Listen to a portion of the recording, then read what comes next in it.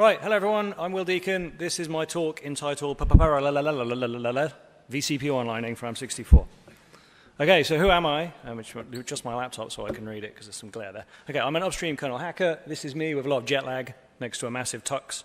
I'm mainly involved with arm64. I also co-maintain armmu when Jörg is away.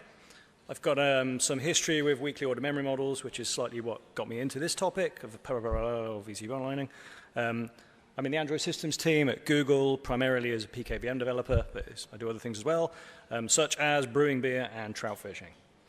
Okay, so the thing to talk about today is hotplug parallel, and that is already supported by the upstream kernel. There is something called config hotplug parallel, which you can select in your architecture. Obviously, it's not quite that simple, otherwise this talk would be nearly done. So this was introduced by Thomas Gleixner, who's, I don't think, at this conference, but David Woodhouse, who also worked on this, is here. And that was back in 6.5. And what this does is it optionally allows an architect can opt into it, but it allows the early portion of the kernel, that is the part that runs on secondary CPUs as they enter the kernel, but before they're, for example, able to schedule tasks. It allows that early entry code to run concurrently on the secondary CPUs being online.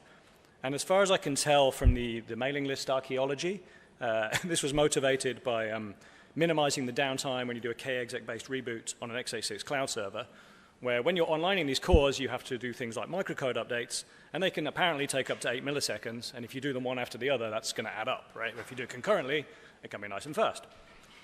So if you want to enable this for your architecture, there are 4 config options. As you go down the list, you get closer to parallel support. You only get parallel support when you got to the end, but each one selects the previous one, so it's an incremental thing. So arm64 has the nicely named config hotplug core sync dead, that's where we are, and the lofty heights of MIPS, some MIPS and x86 are down at the bottom with parallel, and there are these interim steps. So I'm going to quickly walk through the steps because this might be useful to other architecture folks, such as RISC-V or whoever you might be, who want to do something similar to what I've done for arm64. So I should say on this slide, I do have patches that get us to the bottom, they're just filthy. Okay, so select config hotplug core sync dead. So to do this, you have to do 2 things. You have to call, terminology first. All the terminology is weird here. The x86 folks they have like APs and BPs. I think application and boot or something. I don't quite remember it. I'm just going to say a CPU coming online is an incoming CPU. The CPU going offline is an outgoing CPU. And the CPU that's deciding to do this is the requesting CPU for the purpose of these slides. So if you want to select this core sync dead, the architecture needs to call CPU HP AP report dead on the outgoing CPU. It's like the last thing you do, right? It's going away. It's about to hit the power button or call firmware, so it calls this. And this will synchronize with the core code and invoke a cleanup function, which is this arch CPU HP cleanup dead CPU on the requesting core. So you know I asked this core to go away and it's gone away. And we've got that, so that's fantastic. The next step along the way is to enable hotplug core sync full. And this is analogous to the previous thing, but on the onlining path. So you call CPU HP AP sync alive on the incoming CPU as it's in the kernel, but just before it becomes sort of notionally online. That will then synchronize again with the core code, which will once again call back into the architecture code. It will call this arch CPU HP cleanup kick CPU. And that bool at the end, that bool is alive that you can see here. If that's true, we did do that synchronization. If it's false, well, the core didn't come on, so who knows where it's gone, okay? Maybe it's stuck somewhere, maybe it's in the... There's a comp exchange loop which keeps them safely parked, but we don't know what happened to it. And this means that you can get rid of some of the ad hoc synchronization mechanisms, such as this gem we had on arm64, which is 5 seconds is probably long enough. Okay, this one is basically just a rename, so I'll skip it. And then at the end, well, we're almost done, right? We're just going to select hotplug parallel. 2 things we need to do. We need to have a function which says, are we going to do it? Well, yes, we want to do it, so we can just return true there. And if you support config hotplug SMT, which we didn't when I started writing this patch series, and now we do, so I had to do something for this, you need to define this thing called a CPU primary thread mask. This is, I think, a slight layering violation in the upstream kernel. We should probably clean it up. There's some x86 gubbins here to do with when you apply a microcode update, which other threads are allowed to be on. Can you have sibling threads running or not? So I just return none, which makes all that go away. Maybe that's not the best thing. And we're done in about 5 minutes. Oh, and there's one other thing, just a little detail. you need to make all of your early boot code thread safe. Ah. So that's the tricky part. So what does this mean for ARM64? I think I want to motivate that first and then talk about why we're not thread safe and how I made us, I think, thread safe. So why do we care at all? I think there are a few things. First of all, which is actually the reason I started looking at this, not just morbid curiosity, it's system suspend resume is important for Android. I work on Android, right? The resume time to come up from a system suspend is a key user thing, right? Like you pull out your phone, you want it to come up. That uses this Thor secondary CPUs function. This does not use the parallel infrastructure, and it probably should, because it has a bitmap of all the cores that need to come up, and it iterates over it saying online, online, online. So we should fix that, but it's not going to help until we've got the hot plug part. So that's something I need to do next. Some ARM64 boxes are actually quite big now, not the ones I have in my phones, but they're still quite big elsewhere. And even without the microcode update, because we don't typically have that, it can still be slow, and that's a tongue-in-cheek thing. I'm joking, really. But you know, I've made a small number a very little bit smaller on a phone here, right? So it's still worth doing. We're removing some architecture code. We've got a little bit of a performance boost, and there's a security thing I'll talk about later. So you're probably thinking, well, this is KVM forum. It's not CPU hot plug forum. What on earth are you talking about? So let's get some KVM reasons into this talk. So one of them is, as Mark has nicely teed me up for this, and it was completely unplanned. During boot, we read dozens of CPU ID registers on each core, right? And part of that is to do with what Mark was talking about, making sure we expose the right features per the VMM configuration. But also, it's if we've got, you know, natively, if we've got a big little system, we might have heterogeneous cores, some have some features, some don't. We need to make sure that secondary cores are at least compatible with the feature set of the boot CPU, and also to make sure that we don't advertise features to user space if they're not available on all of the CPUs. So we have to read them all, and under KVM, they're all going to trap. So, okay, it's not going to take us 8 milliseconds like a microcode update, but it's still something where if we could move that early and run it concurrently, we could handle all those traps concurrently. And there's, I think there's a hardening aspect as well for confidential guests, certainly with PKVM, which is the thing I work on, and I'll talk again about that at the end because it's kind of a bit tangential if we have time. And I also needed ideas for KVM forum, so that's another reason. Okay, so how do we do SMP bring up on ARM64? There's this wonderfully named PSCI, so all architectures have a 4-letter acronym for this kind of stuff. Ours is PSCI. There's a link to the spec there if you're bored. It offers a bunch of firmware calls that you can make for managing the power state of CPUs. And the only one we care about for this talk is CPU on the left, but there were 3 bullets to fill in on the slide, so you got some others for as a bonus. But the CPU on, if you look in the original PSCI spec, it takes 2 parameters. So the requesting core has to pass the MPIDR of the target CPU, which would be the incoming CPU. The MPIDR is a hardware ID. It specifies that CPU uniquely within the SoC you're on. So it's saying, I want that guy to come online, please. And you pass a physical address of the kernel entry point where you want it to come in. So once it's finished initializing the higher exception levels, when it returns into the exception level where the kernel is running, that's where it's going to start executing. So I'll walk through the sequential case under PKVM, just to motivate the later slides. This is not that different to KVM. The main difference is with normal KVM, the non-protected KVM, if you like. The VMM can be much more involved with normal KVM, and we don't have this purple box. The blue box kind of is the purple box, but for the purposes of this, we do. So on the top left, we've got the host kernel running at EL1. That has an array of vCPUs. It might be an X array now, I think. They're the secondary cores. They're currently blocked. We've got the guest kernel in green, and we've got the hypervisor in purple at the bottom. That has its own data structure representing the vCPUs, and it records their power state as off. So if you try to run, if the host tries to vCPU run a vCPU that's in the power state off, it will get an error back saying, it's off, you can't run that yet. Okay, some very small code in the guest, but luckily I've enhanced it for you. So in this box, this is the code in the guest. On the right-hand side, the CPU up, this is what's currently upstream. This is what's called when we're onlining a core, and this is called on the requester CPU. So the first thing it does, oh no, it's using global data. It puts the idle task for this core into secondary data.task, and on the right-hand side, you can see where that is, and it has a global data structure, secondary data. It puts the task in there, and then secondary entry is where the core is going to come in.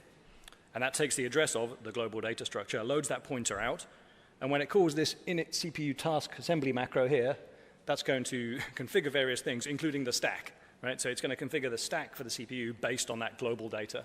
So you can see what might go wrong if you run this in parallel.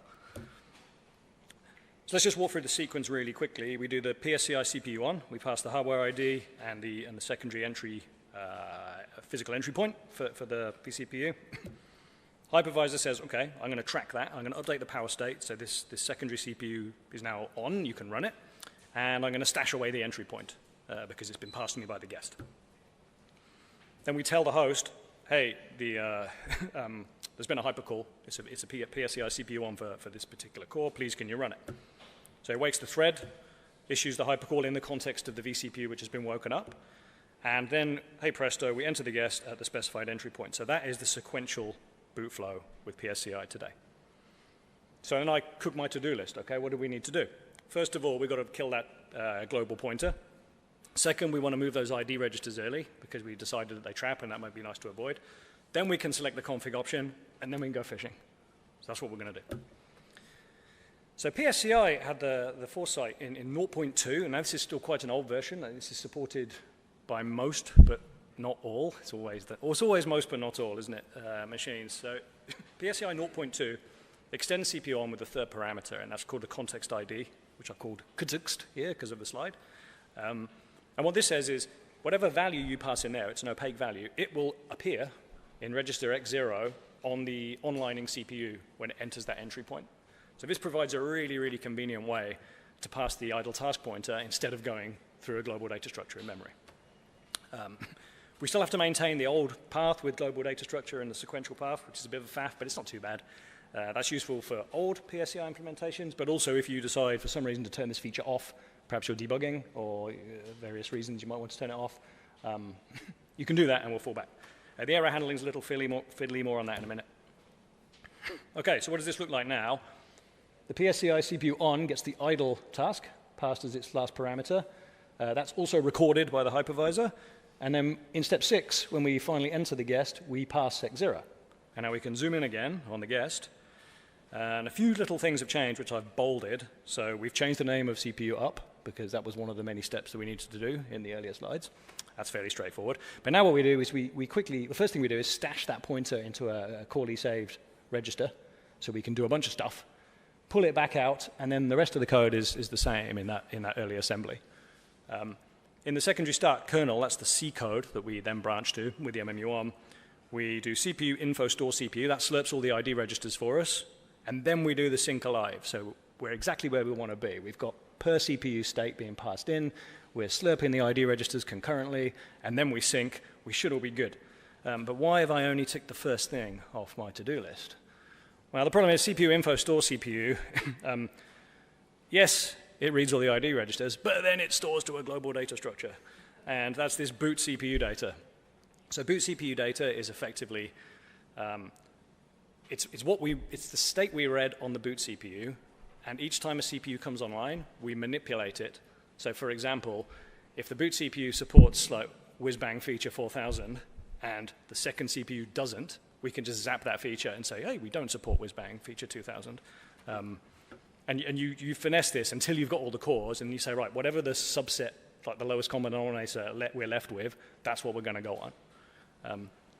So it's not too difficult to fix this. We just have to split. There was actually a lot of refactoring, but I could present slides about refactoring, and you'd all fall asleep if you're not asleep already, because it's after lunch.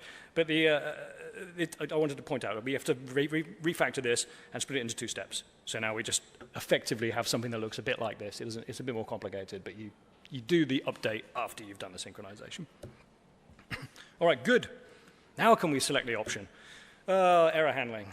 OK, so you might have noticed, the eagle-eyed people at the back, that the global structure didn't just have a task struct. It also had an unsigned long status. And actually, there's even another global variable that I didn't even show you called early CPU boot status. And these are for really quite bad situations that you should never see in practice, but we need to do something when we see this. This is things like you boot with 4K page size, and a secondary CPU doesn't support 4K pages. You can't even turn the MMU on. It's quite bad. So we have these status fields that get updated, and then you can sort of read back did the guy actually make it? Why did he? Oh, no, he didn't make it because he doesn't support the page size. And the problem is you also have to write a success value to say, yes, I did get past this point. So if you've got people concurrently booting, one might say, I didn't like it, and the other one say, well, I came in, and you lose the information. So you've got a right-right race, which you can resolve with basically an array of bytes. And it's slightly different. So now you have a byte for each failure reason, which you can set. So you boot all the cores up, and at the end you can see, well, look, I know these cores didn't come on because I failed to synchronize with them, and there was a mismatch in page size, and there was a mismatch in VA bits. You just can't quite tell which cores caused that. Two ways you can fix that. You can choose to turn the feature off on a command line and boot it sequentially and see which ones failed that. But also, like, if you're seeing this, it's probably because you're bringing up a piece of silicon which doesn't deserve to be brought up. And you know full well which cores don't support this. And so I'm not too worried about giving you a nice, helpful error message, because you don't deserve it. OK, so here's what you get with the parallel one. So I made this horrible system in QEMU where CPUs 4 to 7 don't support 4K pages, CPUs 5 to 11 don't support 52-bit VA. I say consider turning off parallel onlining, right? Because something's gone wrong and we don't know quite why. And so in this case, CPU 4 detects all of the problems, and it can't attribute them because they got updated in parallel in that array. Whereas if you turn off the feature, you can then see, OK, CPU 8 detected it. It's a little bit better. All right, so I'm calling that done for error handling. Like, we do something, and it's not too bad. Debugging, I won't go through this too much. RCU was fiddly to get right. I think I got it right.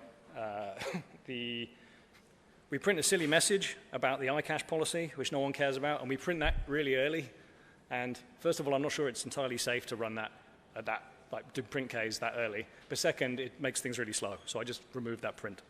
And then the core code relies quite a lot on tight comp exchange loops, which are not great for power consumption. So I've made those into WFE-based wake-up loops. There might be a bit of latency there, but in my experience, tight spinning on an ARM machine is always a bad idea. OK, so now this is a 4 vCPU machine. An even smaller number gets even smaller. It's a little bit better. Right? I mean, as a percentage, it's quite nice. But it's just, I don't think anyone really cares. Maybe you do. Well, maybe if you had 400, it would. But I don't have a phone that can support that many concurrent vCPUs. OK, we're nearly at the end. So how long have I got, actually? Oh, I'm doing all right. OK, so I think there's an interesting aside here. So implications for confidential computing. So I'm going to say that we've got a performance win, even though it's very small. It's not getting worse. I'm going to say we can also get better security from this, which I think means it can't possibly be correct. But we'll ignore that. We'll just go with security and performance here. So some of this came out of a conversation with Mark Rutland. He pointed out an interesting race. So with PKVM, like I think many other confidential computing solutions, there's no guarantee of availability. And what that effectively means is the host is the one in charge of scheduling the vCPUs, and that's fine. That's a really good design model. We don't want schedulers competing with each other. It tends to end in tears. And the guest payload, OK, it might not run. Doesn't run, it doesn't run. But secondary vCPU onlining is a curious topic here.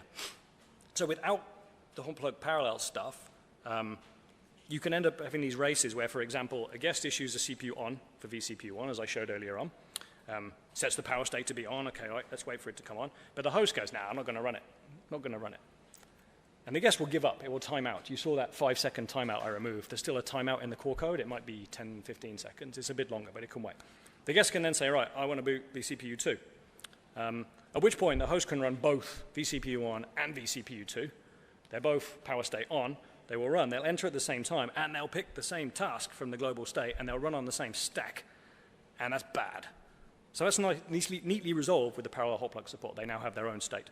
And you can, if you try very, very hard, and boy, I tried hard, actually trigger this. Normally, it just locks up. But you can see here, you've got the stupid old print that I mentioned with the detected PIPTI cache. So that the guest tries to boot CPU1, it doesn't come on. Tries to boot CPU, doesn't come on. When it tries CPU3, you enter all 3, and you end up with 3 CPU3s. And they all just collide. I mean, it just goes wrong. So you get a dereference of 21, a dereference of probably an error code down here. The preempt count's gone wonky, the stack's corrupted. You don't get far at all. But it's, should be resilient to that.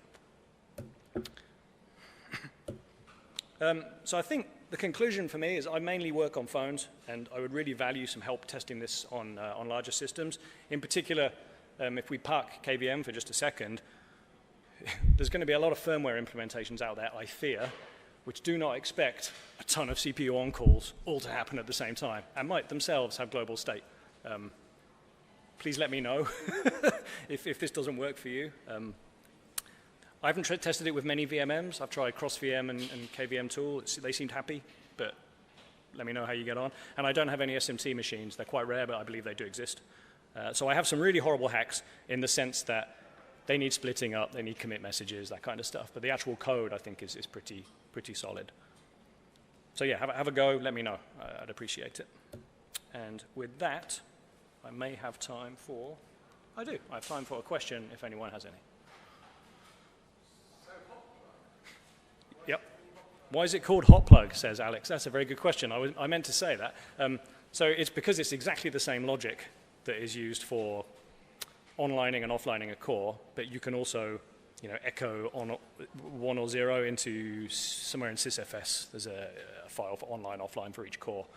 And that, I think, historically was when you're actually pulling out a CPU, putting it back in.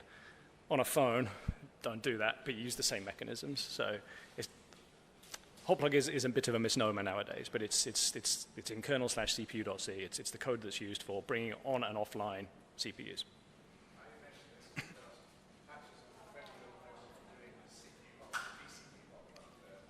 Okay. So Alex says there are some patches on the QEMU list for doing vCPU hot plug for ARM at the moment. Yeah, I think that probably, yeah.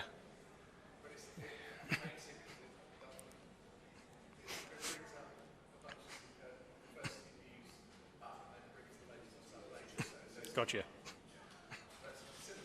Yeah. Anyone else? Yes, at the back. Sorry?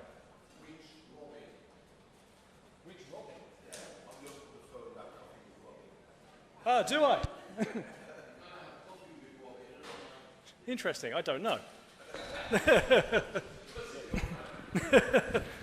That's very interesting. I genuinely don't know.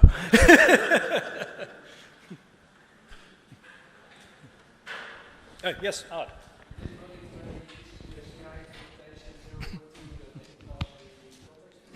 I've tested on a large variety of one phone, and that one worked. But it was also the one which I least expected to work.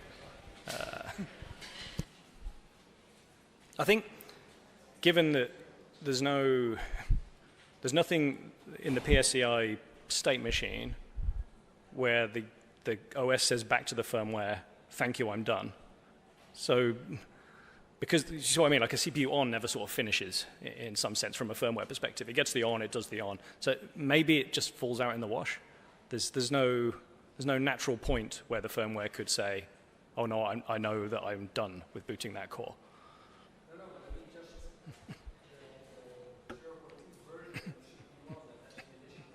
Yep. Oh, I see what you mean. Yeah, no, so, sorry, the question is, have I seen any firmware implementations where that context ID argument in PSCI 0.2 CPU on just isn't propagated? No, the one I tested on, it did it correctly. The CPU knows its own NPIDR, right? So you can have sample check, put it in the job stack somewhere so it can check if it's got its correct stack and if not, pull back. Yeah, you're right. You probably could tag it perhaps with the NPIDR. Yeah. Yeah, and then it could, if it didn't like it, it could set one of those bytes, and then you'd say, oh, firmware, yeah, that's not a bad idea, actually. It would make it easier to triage what had gone wrong, otherwise it would be quite painful. All right, thank you very much.